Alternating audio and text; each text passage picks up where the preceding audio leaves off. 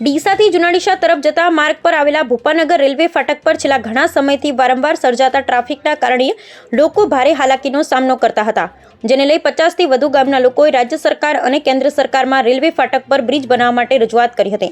જે રજૂઆતને પગલે સરકાર દ્વારા 104 કરોડના ખર્ચે ઓવરબ્રિજ બનાવવા માટે મંજૂરી આપતા ગ્રામજનોમાં ખુશીનો માહોલ જોવા મળી રહ્યો છે. ડીસાથી જુનાડીસા તરફ જતા રસ્તા પર ભૂપાનગર પાસે રેલવે ફાટક આવેલ છે. આ રેલવે ફાટકને કારણે વર્ષોથી ડીસાથી પાટણ જતા રસ્તા પર 50થી વધુ ગામના લોકોએ ભારે હાલાકીનો સામનો કરતા હતા, કારણ કે આ રેલવે ફાટક અવારનવાર બંધ થઈ જતા વાહન ચાલકો કલાકો સુધી ટ્રાફિકમાં ફસાઈ જતા હતા.